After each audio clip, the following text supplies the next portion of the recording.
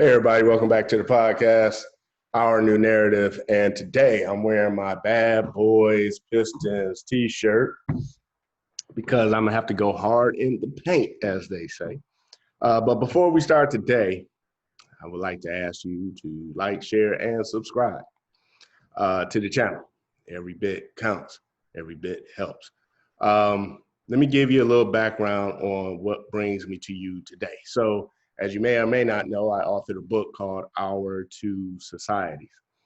And it's, won 2 awards, all 5 stars. I'll put a link to it below in the description, along with some other books that I'll mention as well. But it's been out since 2017, and it's just been sitting on Amazon doing its thing, hardly, making any noise. And then since these riots have started, or protests, I'm sorry, the protests that end up in riots, the book has really kind of taken off, to my surprise, without doing any new marketing or anything like that. And so I looked into what was going on. So if you guys ever publish a book or have published a book and self-published a book and put it on Amazon, you could do keyword searches and things like that and see where certain keywords are attached to your book, or certain books, the title of certain books will bring up, another book. So recently the book White Fragility my book has been gaining a lot of traction because of the book called White Fragility. And I had no idea what that was about or who the author is, but earlier today, someone sent me a video about someone critiquing the author of that book, Miss Robyn D'angelo. And I thought, hey, I should do the same thing. Okay, so that's what we're gonna do today. But before we get started with that, let me put a platform out there so that you can listen to what she's saying and understand the premise from which she's coming from. So I'm calling her a collectivist, right? And you'll get to that as well. But you can't get to racism without going through collectivism. You have to be a collectivist to be a racist, right? That's why I don't believe in racism. I believe in judging individuals by their individual choices and actions.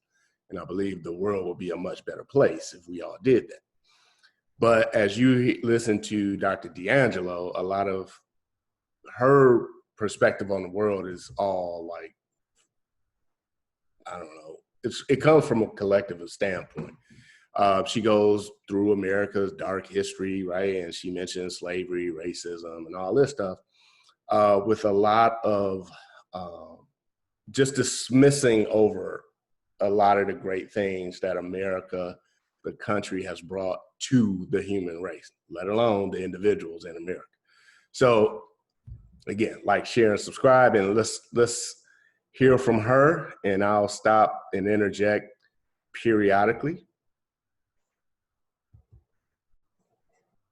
All right, here we go.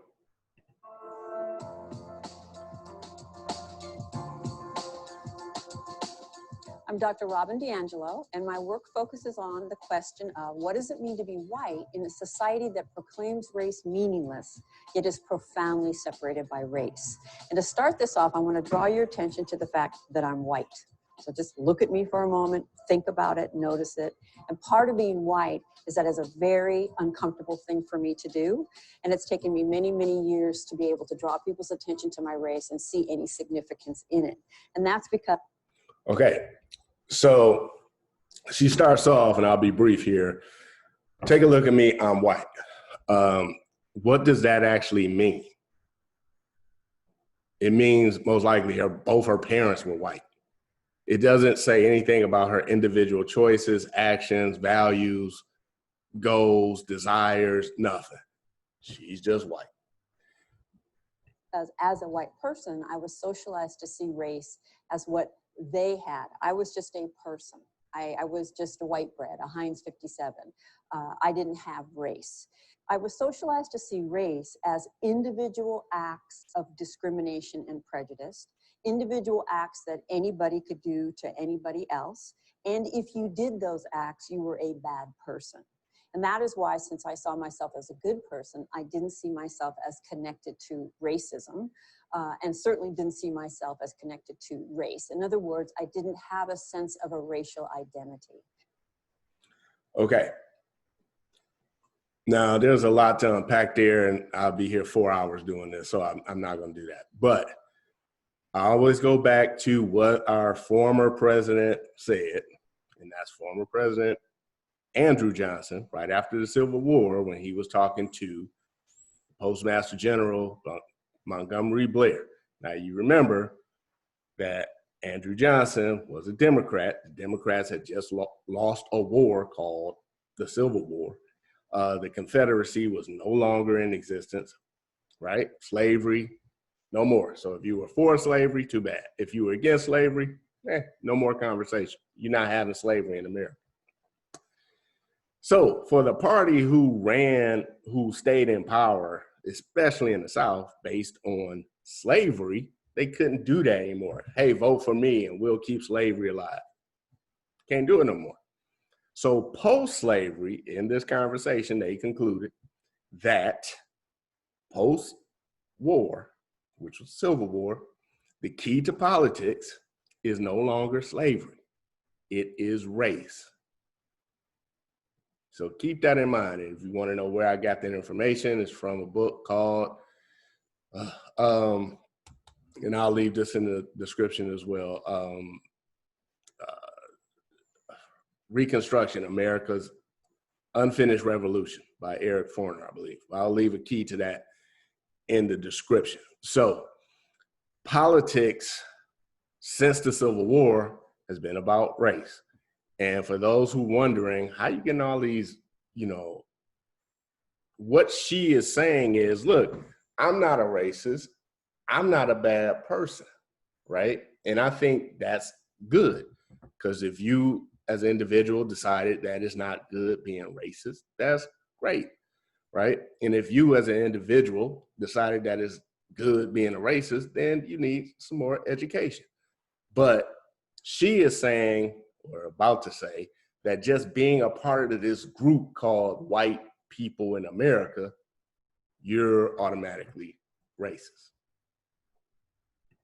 Today, I understand that I move through the world always and most particularly as a white person. I have a white frame of reference and I have a white experience.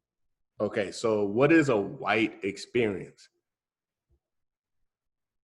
leave that in the comments, because I know some redneck brothers who grew up driving tractors, riding horses, hunting and shooting. And I know some other white people I grew up with in Detroit, inner city Detroit, right now, who grew up amongst a whole bunch of brothers and sisters who can spit lyrics left and right like Eminem, who went to the same horrible junior high school I went to and elementary school I went to. I know some other white people who grew up in very, very affluent neighborhoods. So what is this white experience that white people experience? Again, this is a collectivist frame of mind. If you're white, you fit into this pigeonhole. If you're black, obviously you fit into this pigeonhole. And part of being white is to have that be invisible to us and to be able to live our lives without ever acknowledging that. Again, I had a friend named Rick who grew up in Detroit. Trust me, he knew he was white. Now, is that the primary, is that the experience for every white person in America? No, especially if you live in Idaho or, Eastern Washington or Eastern Oregon or Eastern California. You may not come across another black person for months at a time. You may not come across a black person for months at a time. And so, yeah, if you're just white in a white community, there's nothing there to tell you you're not white. So is that a racism problem or is that a demographic problem? I'm sure the 96.6% of Japanese people never really think about, wow, I'm not black, or wow, I'm not Taiwanese. To see that as non-operative. I now understand racism as a system, as a deeply embedded system, a system that our country was founded on. Blatant lie. And for all y'all who want to throw shade or whatever, come at me, bruh. I got the facts to back up what I'm saying. So, at the very height of slavery, which is around 1850s, only 11% of Americans had slaves. 100% of that 11 were in what were called the Confederate States, what were eventually called the Confederate States. So you got 89% of Americans who didn't have anything to do with slavery. 2, where slavery was illegal in the North, we tend to forget all about that, right? We also tend to forget that Black people were free in the North. We also just don't know that when the Constitution was being ratified, if you had the right to vote, if you had the franchise, and in the northern states where slavery was illegal, you just had to own property, be a man, and in some of the states you had to be a Christian, right? And evidence of this, just read the Dred Scott case, read the dissent. The last dissent, I think, is Justice McClain, I believe.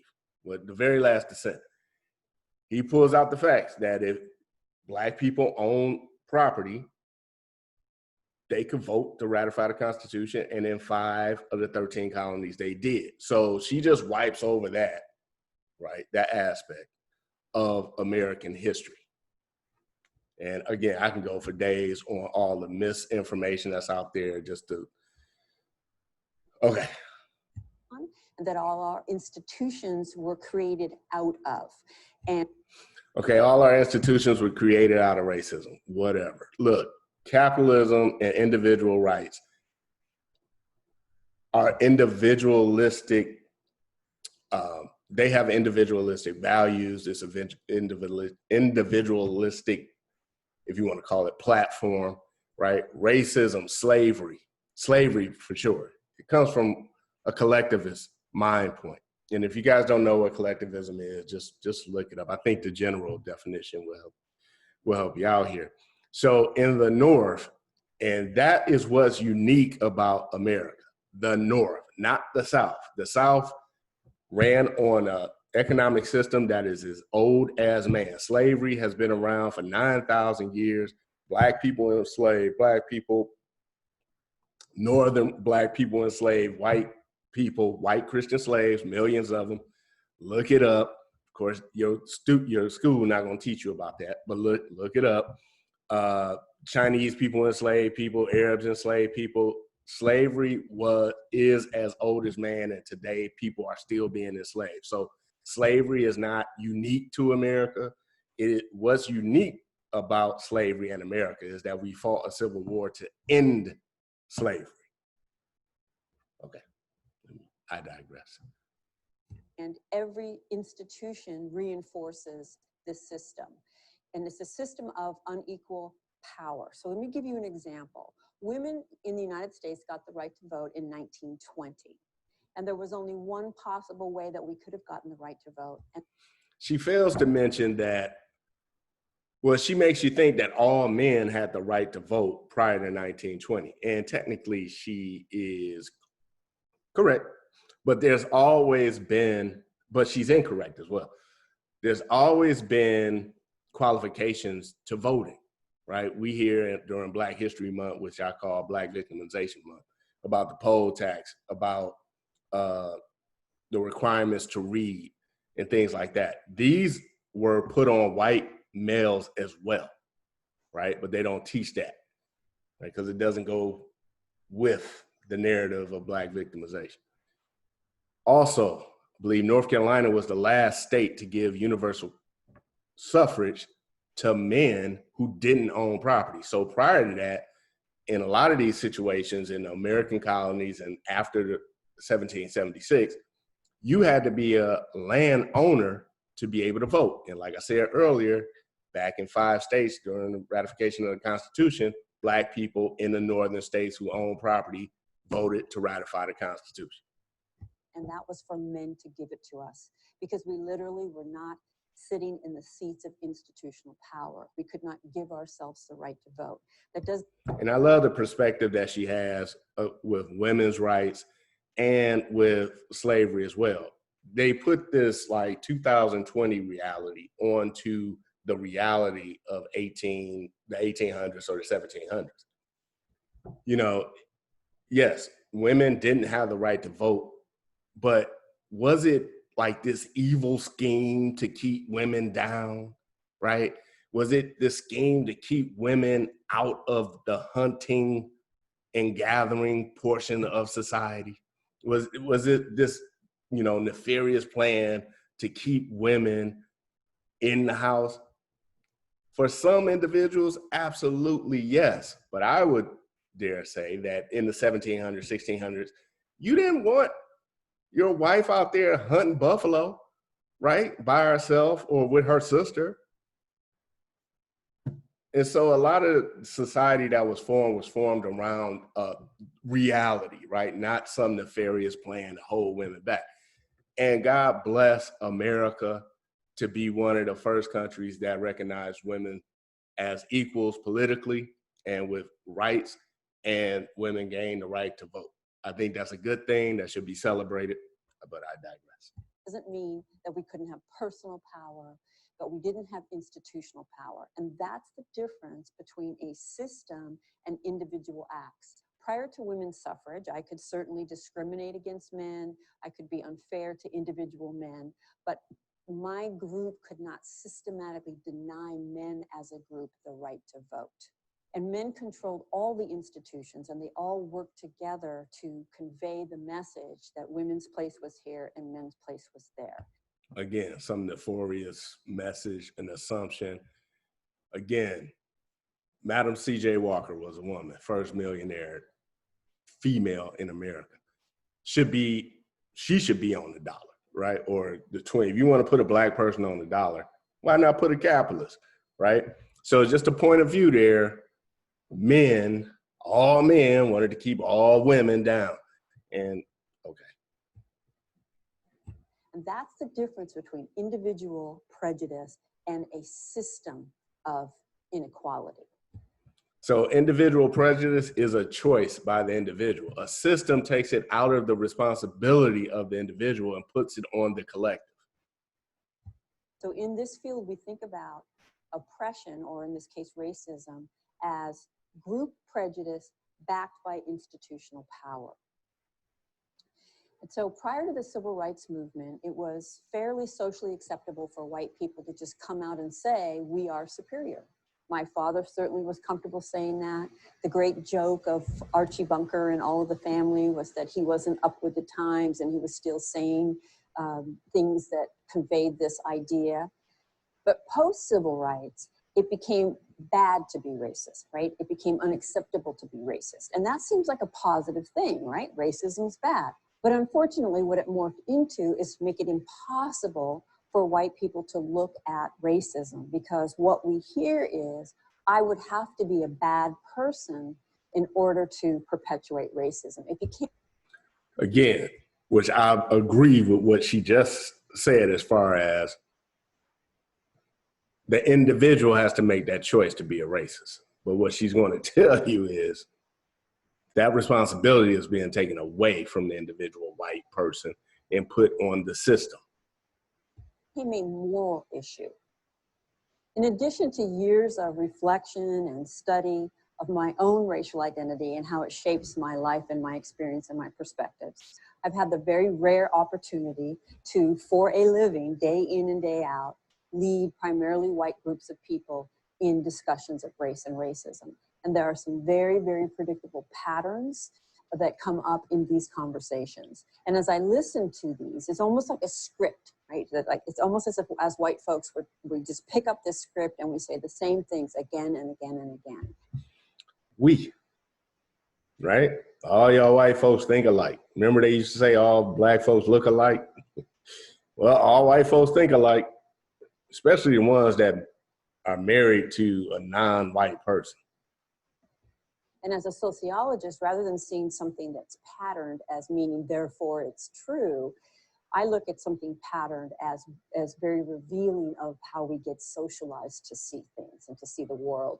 And then the next question that follows that is, and so how does that function, right? And when we look around us, we can see that although we have changes since the civil rights movement and we have this idea of racism being bad, we still have the same unequal outcomes by race. By every measure, we have racial inequality. So how do we have... Okay, by every measure, we have racial inequality. So any statistician would tell you what she's saying is, okay, here, I'm a former recruiter. I recruited for tech giants here in the Silicon Valley and a legal recruiter for big legal law firms, international law firms. And let me tell you, let me be the first person to tell you, if you find a Black person, male or female, with a degree in computer science from MIT, Harvard, Stanford, Yale, they are not being passed up for a white person who went to Michigan State University. And I'm not, Michigan State's a great school, not poo-pooing Michigan State. There's markets involved in reality, right? If you have someone from MIT graduate with a computer science degree and they're not unemployed, right? The choices that person made along with his parents to get that person to focus on computer science, math, and all this stuff, to forego parties, to make the personal sacrifice of not pursuing material gain, but to put that off for long-term personal progress and prosperity. That individual choice will always put that Black person above the white person who didn't make the same choices. Now, before 1960, the Civil Rights Act, Black people couldn't even apply for jobs in certain places. Now, remember these, Black people can't eat here and all that stuff. These were state laws, it wasn't federal. So let's focus the blame, right? But yeah, it's always about the individual. So when you have these outcomes that are disproportionate, is it because of the color of your skin and how people judge you by the color of your skin? Or is it because of the individual choices by people with the color of a certain skin, right, make?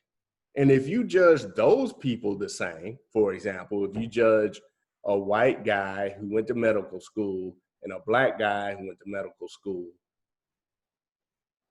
the outcomes are pretty much the same. And statistics say that the Black guy is more often paid more. Just like with women, if you take a woman who graduated from Harvard Law School, she's more highly sought after than a male who graduated from Harvard Law School. But if you just take all women and compare all men, right, of course you're going to get a disparity, because when's the last time you sat down with your daughter and told her to focus on school so she can go out, earn a living, and raise her kids and support her husband?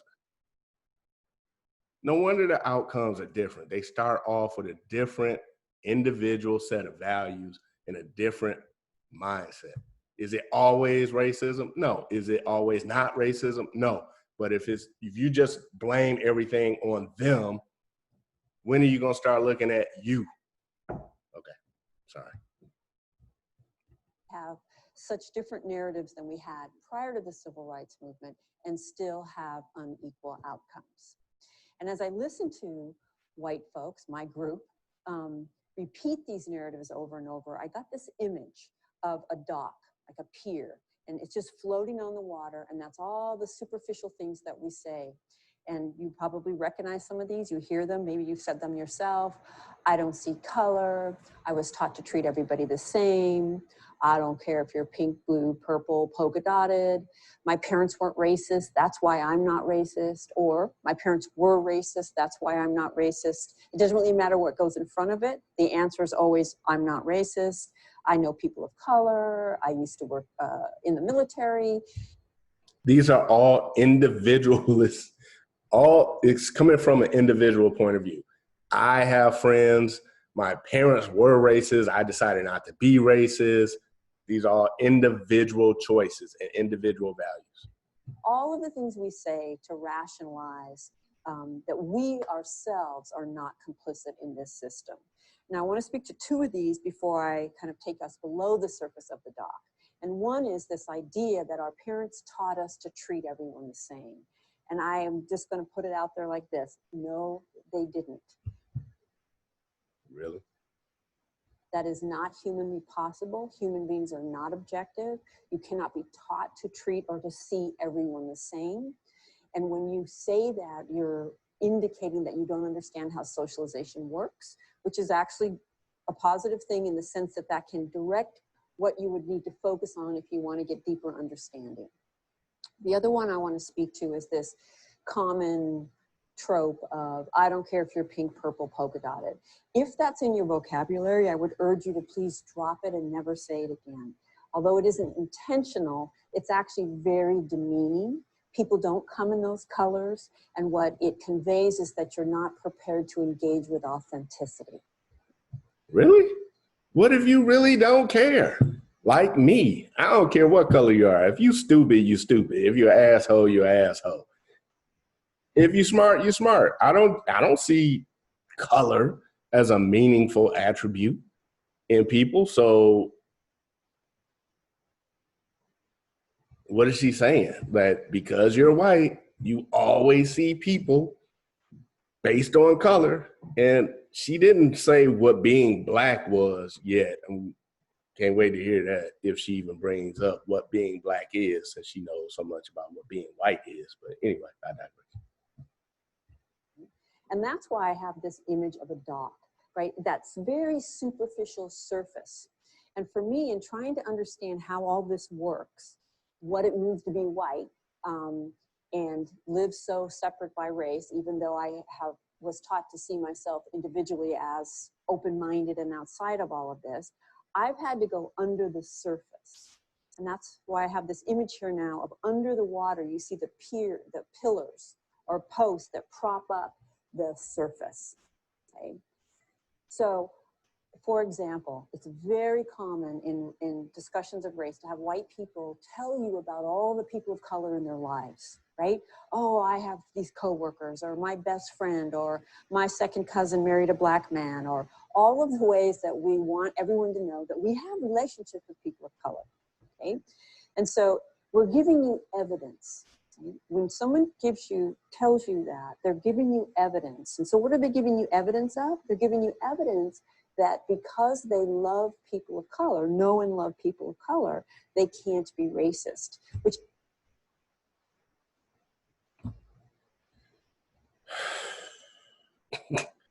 Look, I'm pretty sure if you're a white person and you have an in-law who's black and you really love this person, admire that person, respect that person, it's probably not because they're a 3-time felon, they sell crack, they got 6 or 7 illegitimate kids, and they beat the hell out of your loved one, right?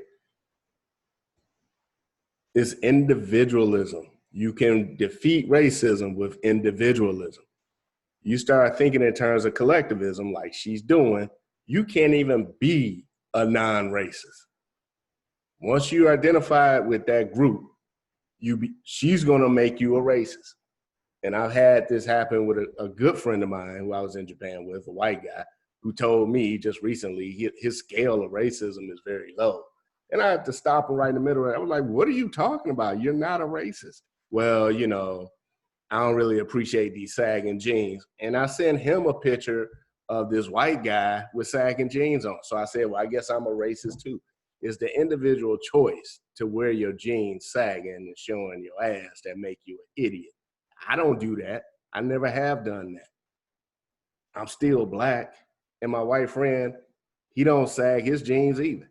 He's still white. It's individual choices that we have to put at the forefront and not this collectivist BS. Okay, sorry.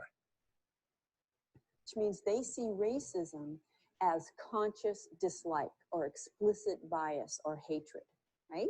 And they're communicating to you that they don't have conscious dislike or hatred, as evidenced by all of these people in their lives. And what we don't understand is the power of implicit bias. Most bias is unconscious. And that makes it very, very dangerous because it drives our behaviors, but we're not aware of it. Yes, it's wonderful to have people of color in your life if you're white. Many, many, many people, white people, don't have people of color in close relationships. Could that be because we only make up 12% of the population and most Black people live in urban settings?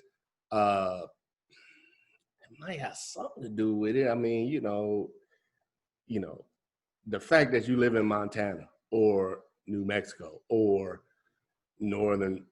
central Texas or, upper peninsula Michigan, and you don't have any white friends, you ought to be ashamed of yourself. I can't believe you don't have a Black friend. What is the world coming to? But that doesn't mean your life is free of racism. That doesn't mean you don't have a white experience or a white perspective. And it also doesn't mean that racism will not surface in your relationships with people of color. So if we go underneath and we look at the pillars that are supporting that kind of superficial ways that we're taught to think about racism, we see individualism as a very powerful prop or support, this idea that each of us is unique and outside of socialization. We see universalism, which is kind of the opposite of individualism. Individualism says, why can't we all be different? And universalism says, why can't we all be the same? This is a very popular ideology. Now, those are her definitions of individualism and universalism. Obviously, my definition is different. Individualism talks about your individual beliefs, choices, decisions. I don't know what she's talking about. And in religious or faith communities. And I'm not arguing that on a deep spiritual level, we're not all universally the same, but we don't live, if you will, in the spiritual realm. We live in the physical realm. And here in the physical realm, we have to ask ourselves, how does it function to say we all bleed under the skin? Well, it functions to take race off the table, to take power off the table, to deny that we have fundamentally different experiences, because racism is real. Racism is real. Has it affected me in any particular way? Yes. Have I been pulled over by the cops who I thought were racist pricks? Yes.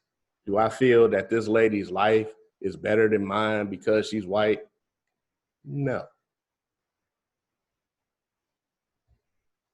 And while race isn't real, in other words, at the biological level, there is no real, true race or racial difference as we're taught to understand it, these very superficial signifiers of racial difference that allow us to categorize people, these are very real in their consequences for people's lives.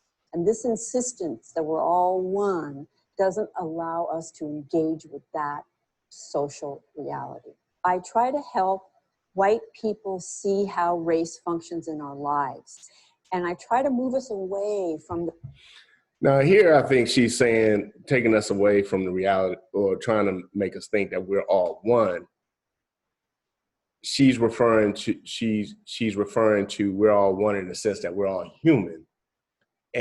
But she's trying to categorize our experience as there's a Black experience and there's a white experience for that individual. And what I'm saying is that's very dangerous. You're dismissing the individual, and yes, it is human nature. If you can see somebody coming at you and they're Black, based on your experience living in America, watching TV, reading the newspaper, watching, any type of movie, you're going to have a certain, okay, this person is Black, therefore, right? But then your decision to engage with that person to figure out what type of person he is, that's an individual choice, right? If you find out this person is you know, this black person is a good person, you continue your relationship with him. If you find out he's a bad person, you don't.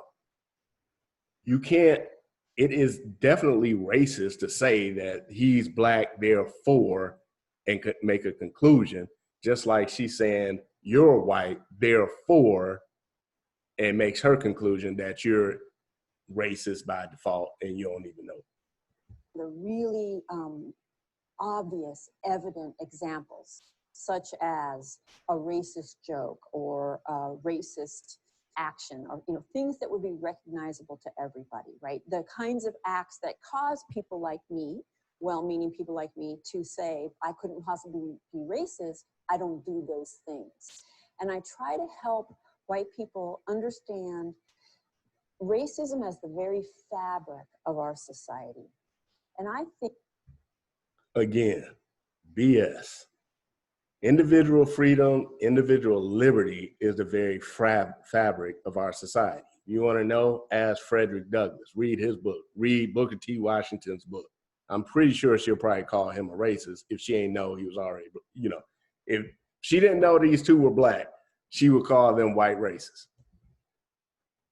I think the most profound example of everyday racism is segregation. That most white people live in racial segregation. While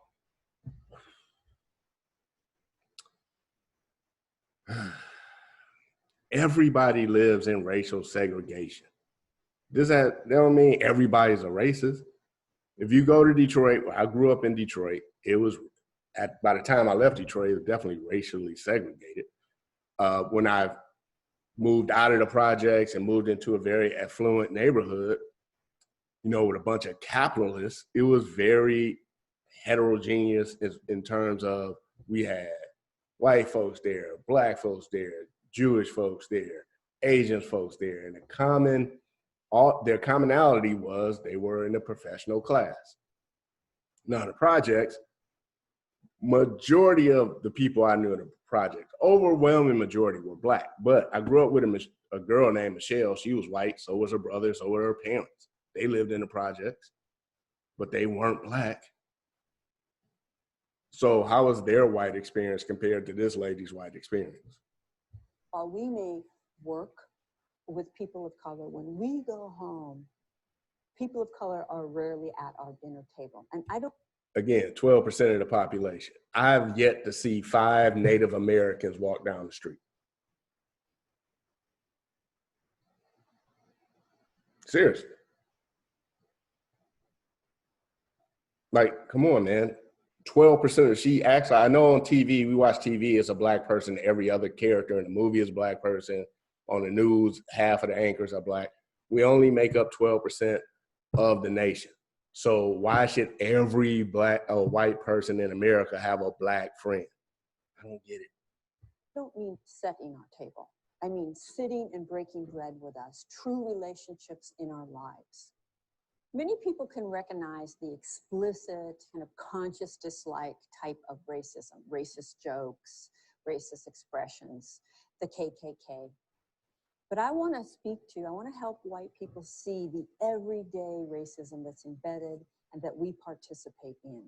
And I want to look at neighborhood and school segregation as an example. I'm going to start with this app here. These are the app's founders. It's a new app called The Sketch Factor. And what it does is when you go to a new city, you can put in where you are, and it tells you which neighborhoods to avoid because they're sketchy. And of course, sketchy is very much associated with race and class in the white mind. And so now we have the convenience of segregation. Is also, sketchy means the same thing to me. This lady. Now, what would she say if it was 2 black programmers who programmed that app? Through an app. We don't actually have to talk to other white people about, where are the good neighborhoods and the bad neighborhoods. And that good neighborhood, bad neighborhood, good schools, bad schools discourse is an example of new racism. I don't think it gets by anybody that is racially coded language. So this way we can come out and police those racial boundaries without ever kind of naming race. But we all know what we're talking about. Oh, so is that why, like, this neighborhood in California called San Ramon has an influx of East Indian people, and they are just destroying the curb at school, and all these white folks are moving out because, hey, man, they don't want their kids to have to compete with these people, right? They want them to go to school, socialize, play hockey, play football, have a well-balanced high school experience where you get first, second generation East Asians, mainly from India, come over, and they're like, hey, man, getting them books. Don't wash those clothes. Don't wash those dishes. All you do is study. Get that 4.3 GPA. Neighborhoods are super safe. The property values in those neighborhoods are going through the roof. White people are leaving. It ain't all about racism, but if you're a collectivist, that's all you're going to see. You're not going to see any individual choices, like the individual white person who says, look, Johnny, you need to compete in this world, and you're going to be competing with East Asians in the, corporate world. And Lil Andre, you need to do the same thing. So maybe since you're not 6'8" and 250 pounds, you're not going to make it to the NBA. So you need to make it on to that tutor I paid for, so you can get all A's and A pluses in math. But again, let's hear her. I think the most profound way that my life has been shaped by my race is through the power of segregation. Most white people do live in segregation. We choose that segregation. Again, 12% of the population. And if you could live in a safe neighborhood, wouldn't you? I think that applies. It doesn't matter what race you're in. I grew up in Detroit with white flight. And the reality of that was green flight. So if you were white and had money and could leave, you left. If you were black and had money and could leave, you left. And your means of leaving were green, called the dollar. And in a lot of ways, we celebrate it. What makes a school good and what makes a neighborhood good? Well, the absence of people of color. That is the way that white people measure the value of their neighborhoods in school. Okay. How many of y'all relocating to the holler? How many of y'all heading to Appalachia tomorrow? Ain't no black folks there. And while we don't come out and name that, we all know what it is. And so I have had to think very deeply on what it means to have grown up in a primarily white neighborhood, to be born into, to go to school, to study, to learn, to play, to worship, to love, to work, and to die in segregation, and not have one single person who loved, mentored, or guided me convey that there was any loss.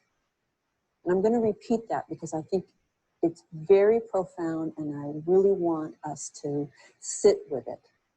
That I could live my whole life in segregation. In fact, if I follow the trajectory that my loving parents laid out for me, in my good neighborhood, and my good school, and my good college, and my good career, in which I would ideally rise to the top, I could easily never have any consistent, ongoing, authentic relationships with people of color. And now, I will agree with her here. Now, if you're a white person out in Idaho, or I don't know where white people live, but wherever you are, and you miss out on an opportunity to hang out with me, that's a loss. I must confess, that is truly a loss. So I agree with her there. Now, if you're a black person and all you know are black people, that's a loss.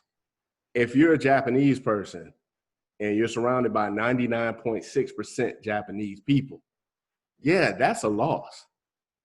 But how much of a loss is it? And is it genuine to make that loss so dynamic, so huge, that it makes everybody out there feel guilty who can't happen to find the African American who has the exact same interest you have as a wild game hunter or a hockey player or a knitter or, you know, a lacrosse player, right? Are you out there like crying yourself to sleep because no matter how many Black people you run across on campus, none of them have gone camping and you can't talk about how to light fires with each other?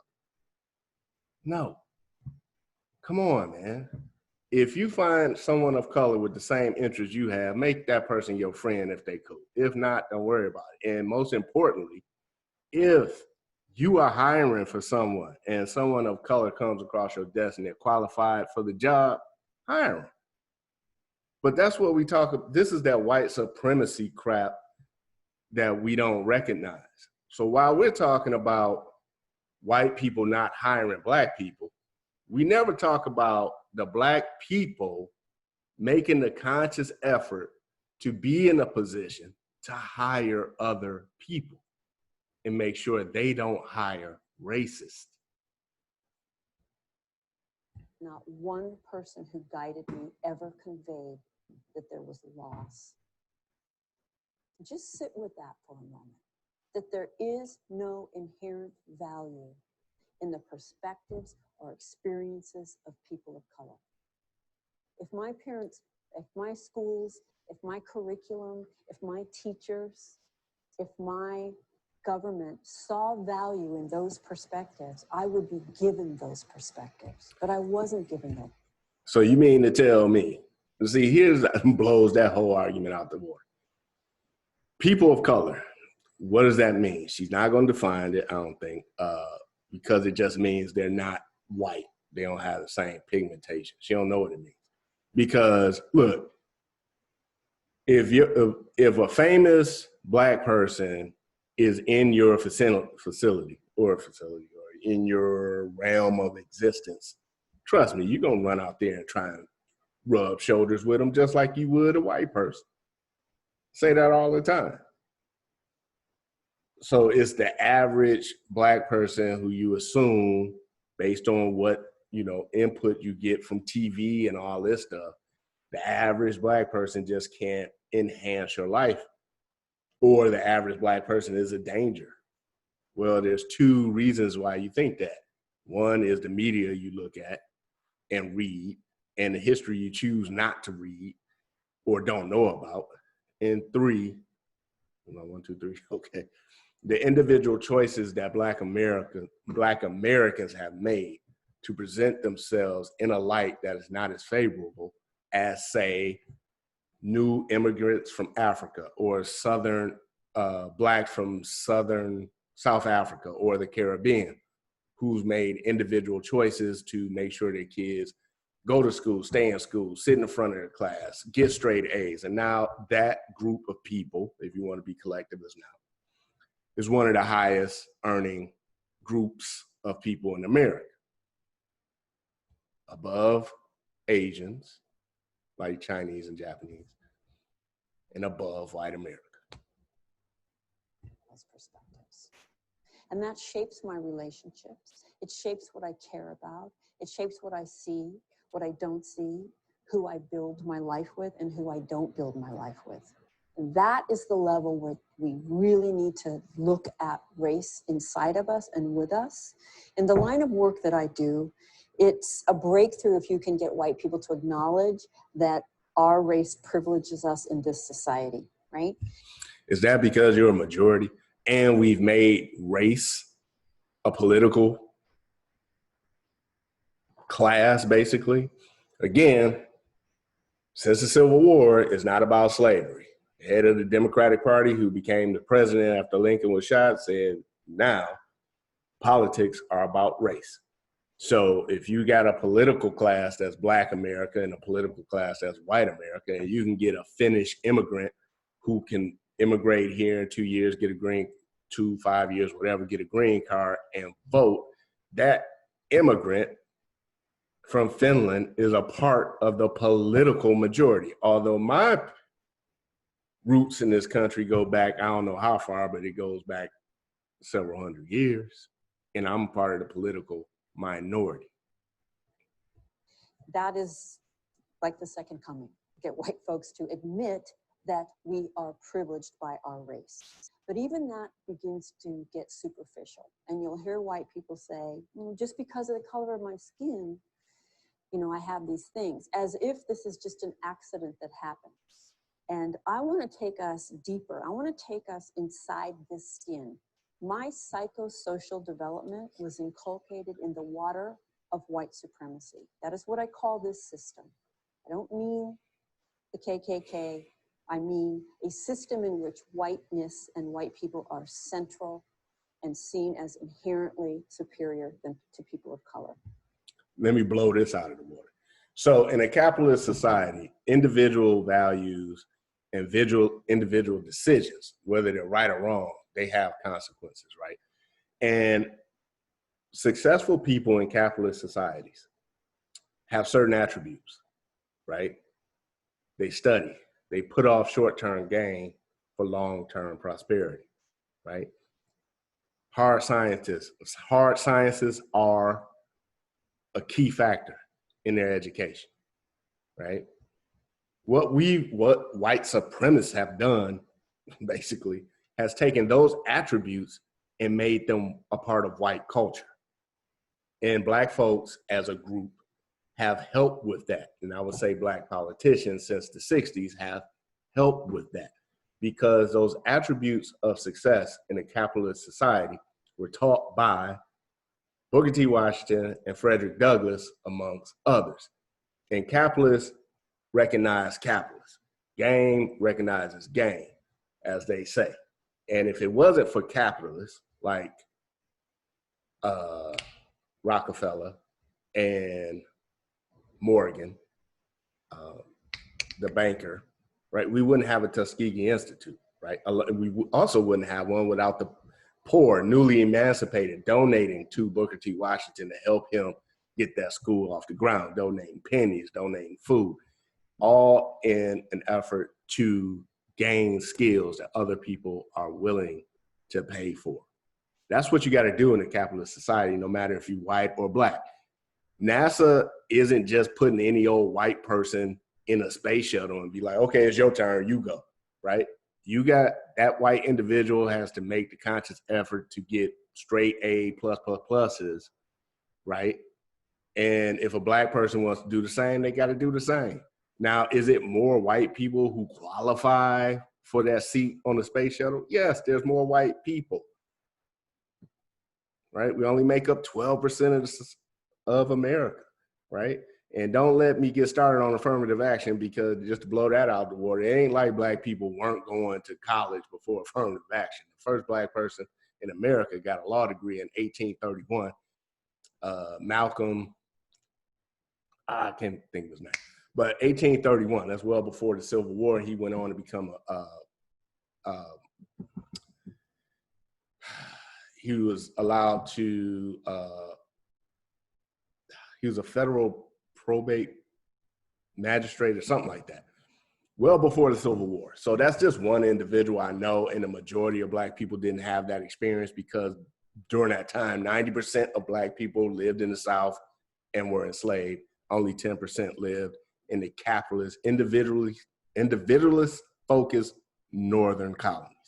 And after 1776 or whatnot, northern part of America, with individualism as its foundation, industrialism. And with that said, I'll let her talk, and don't let nobody tell you Andre said there was no racism in the North. I'm not saying that.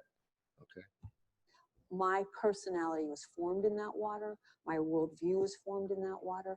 I didn't choose it. It isn't my fault. I'm not racked with guilt about it, but I am responsible for changing it, because the default of our society is the reproduction of racism. It's built into every system and every institution. And if we just live... Where's her evidence of this? I'm supposed to take her word for this? What effect does this have on little Johnny from an impoverished neighborhood in Detroit and Baltimore, Chicago? It says as long as you're white, I mean, as long as little Johnny's Black and somebody else is white, he'll always be held down, just simply because he lives in America. So how encouraging is that? Right? How hard are you going to try in school to take advantage of those capitalist values, or the values that help you become a great capitalist, if all you're hearing is, it doesn't matter what you do because all white people are just inherently racist? And since the majority of people in America are white and therefore own most of the production and the companies and stuff like that, the likelihood of you going on a job interview and running into one of these white people is very high. So why don't you just sit back, relax, swig a 40, smoke some weed, and just, what does it matter? This lady in this narrative has done more damage to the African-American community than any Klansman could ever dream of. Our lives and carry on in the most comfortable ways for us, we will necessarily reproduce it. There is no neutral space. Inaction is a form of action. One of the most effective adaptations of racism since the civil rights era is this idea of a racist is a bad person, and if you're not racist, you're a good person. What I call the good-bad binary. And we can all fill it in, right? So if you're racist, then you're prejudiced and mean-spirited and bigoted and ignorant and Southern and probably drive a pickup truck. So we got some classism in there, right? This is our... Funny, she just described one of my best friends. But let me go. I almost want to go back. Oh, let me go back here and look at this list.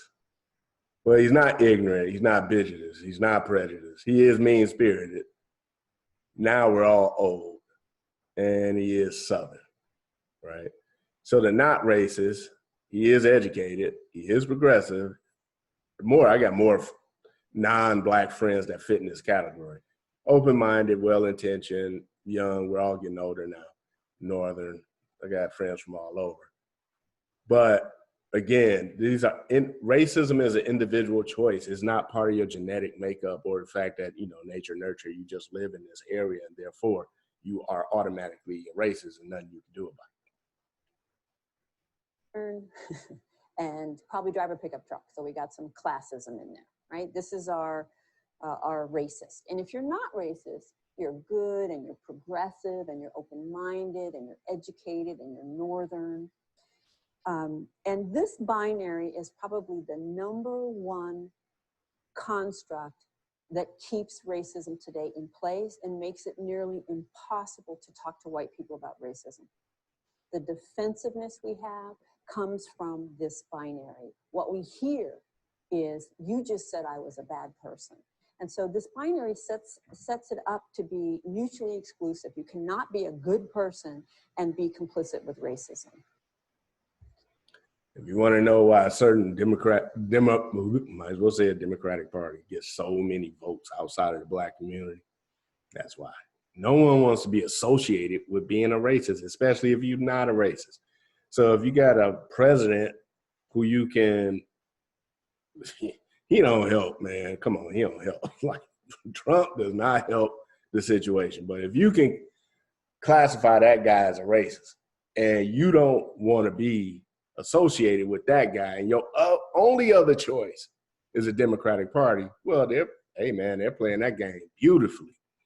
So if you don't want to be seen as a racist, you have to vote Democrat. Remember what Joe Biden said. You ain't Black if you don't know who to vote for. So, yeah. So you'll notice in the news when racism gets talked about, they'll bring in the evidence they'll have to defend the person that's being accused of racism but he's a really nice person, right? Because again, it's mutually exclusive. We have to understand racism as a system that we're all a part of. I often in my trainings, after I've kind of laid out kind of how racism works, I'll ask people of color, how often have you given white people feedback on our inevitable, unaware and unintentional, but inevitable racism? Inevitable. Man, I feel sorry for you. God, man. So, all those white people who married Black people are they're just racist, man. I didn't know it. I'm glad this lady told me this. Jeez, inevitable. You're in it.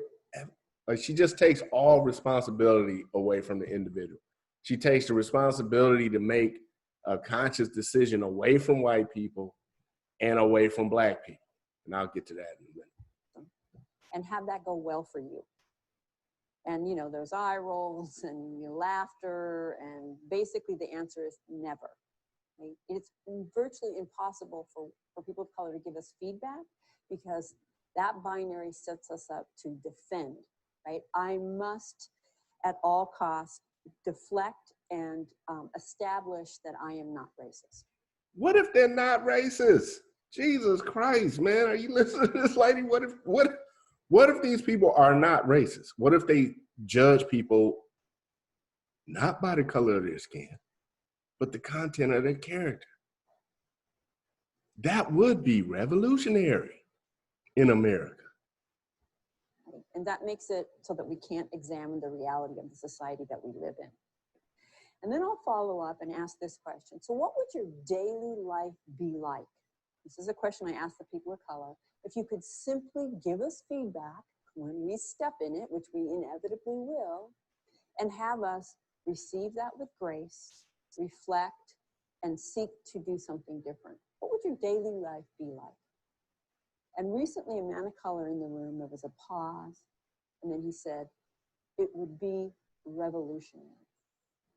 And I just want you to sit with that for a minute. Revolutionary, that white people would receive the feedback, reflect, and try to change.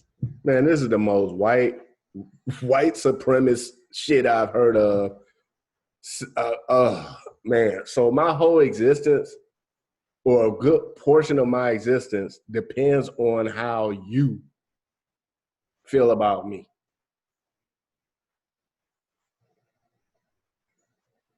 Now, in a lot of situations, that's true. It's just human nature, right? We live in a society with people who didn't grow up in our household or in our neighborhoods, right? And we have to go out amongst those people and make a good impression and hope to get along with people and things like that, right?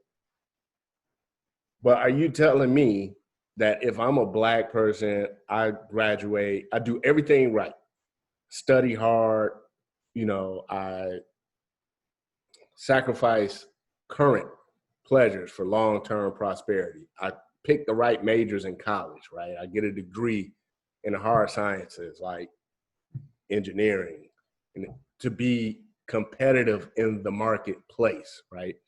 I make sure I go to a competitive university. When I say competitive, I mean when you get out there and a recruiter is looking at your resume, and if it has a tier 4 school on it, and your twin brother, who's also black, has a tier 1 school on it, it should be apparent to you that your brother with the tier 1 school on his resume will get more attention than you.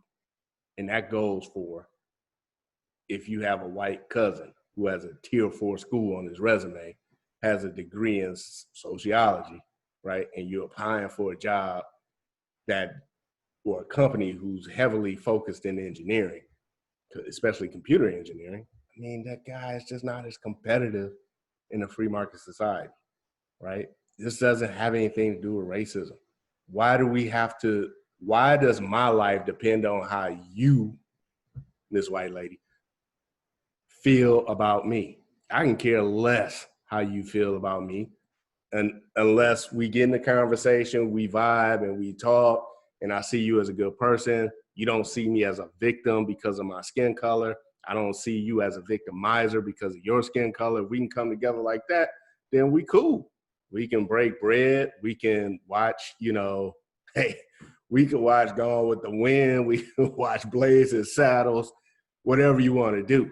But if you coming to me as a collectivist, as a white person, and looking at me, oh, poor Andre, he must have got pulled over by the cops before he showed up to this barbecue. You can kiss my ass. Our behavior. That would be a revolution.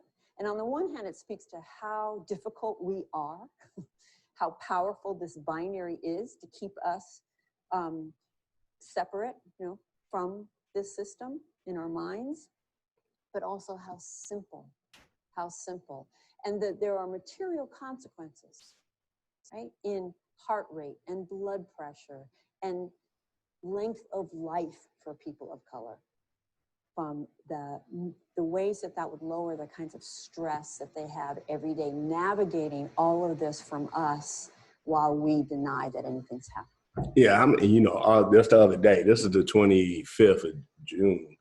So Father's Day weekend in Chicago, it was like 102 people were shot in Chicago. And I'm pretty sure all the suspects were running around. All the suspects were white, running around shooting black people. And therefore, of course, the heart rate's going up.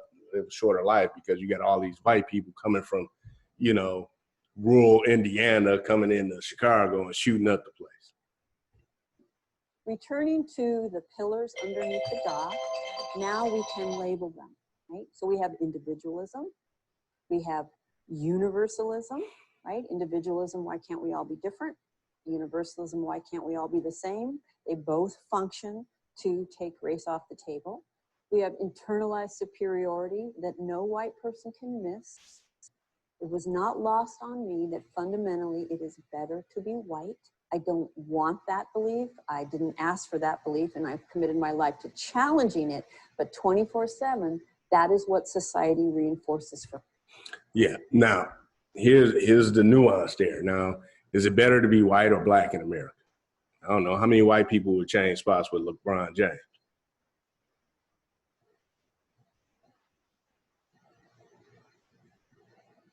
Individualism, right? If you, as an individual, right? If you see your life as an individual who has his own values or her own values, her own priorities, her own goals, her own responsibilities, then it shouldn't matter what group your skin color puts you in, because you're going to do you, right? Now, outside of you, you have people like Miss Robyn, Dr. Robyn D'angelo, who would tell you that, yeah, it's better to be white because it's just so easy, right? You never get pulled over by the cops. You'll never have to worry about not getting a mortgage. You'll never have to worry about retirement funds. Just be white and it's all right. Okay. You ever looked at a Trump rally? They ain't pulling up in limos, right? You know what I mean? It ain't about being white. It's about being you and the choices you make. Okay, I'm beating a dead horse here. So internalized superiority is also one of the pillars. The good-bad binary is a very foundational pillar holding up new racism. And segregation, the power of segregation. I love this new racism, right? Again, I keep saying it. The key to politics is no longer slavery. It's race. That's why it won't go away, folks. That is why it won't go away. Politicians, especially on the left, because left is traditionally collectivist in nature, just leftism. Well, the left we have, right? Not back in the day, 1776, classical libertarianism. Not them. But yeah, they need race, man. They need race to get your votes. They don't care about you as the individual business owner at all, or the individual teacher trying to make your class a better place, trying to teach them real history and not indoctrinate them into some leftist jargon, basically Marxist jargon now. I did a little video on Black Lives Matter's founders basically saying they're trained Marxists. And but people donate money to train Marxists. Come on, folks, get it together. To keep this system in place. And for me, by identifying those pillars, it has helped guide me to then how would I challenge each of those things.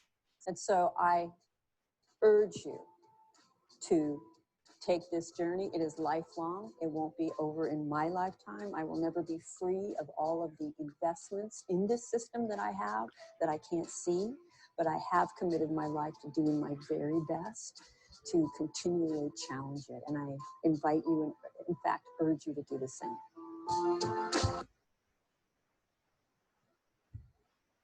She'll never be free.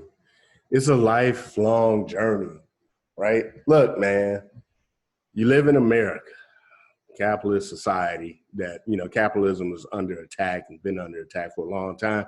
And the Black community is being used as a Trojan horse to push through these collectivist, socialist, communist, Marxist ideas. So don't let them do that to us, right?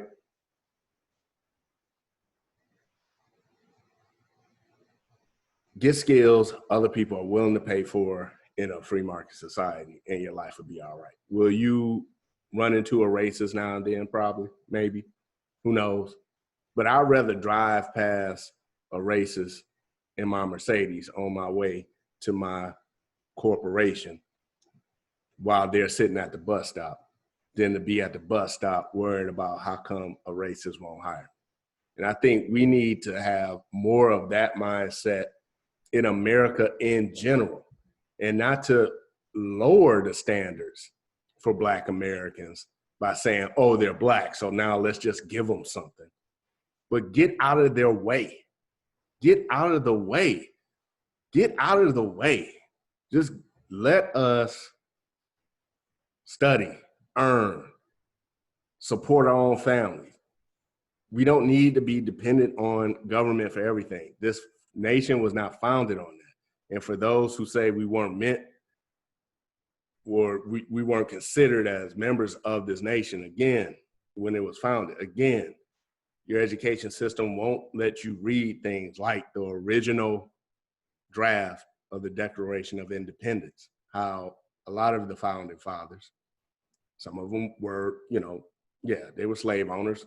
And if you lived back then and you had that type of economic influence, you would be a slave owner too, because they were Black slave owners. In fact, the first court case to make slavery perpetual in America was between a Black guy named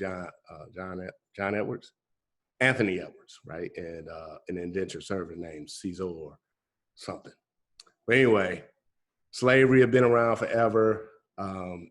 Race has been made a political thing, and that's why it's pervasive in our society. Look, like Martin Luther King said, judge people by the content of their character. And what that means is their individual choices, values, goals in life, not by the color of their skin. That works both ways, folks. All right, until next time. Oh, like, share, and subscribe if you get something out of this. And if you've been around this long for my rant, please just like, share, and subscribe. Please share, because, you know, YouTube is not likely to promote a African-American not talking about how he's been victimized by America. So need your help here, folks. Appreciate it. Till next time.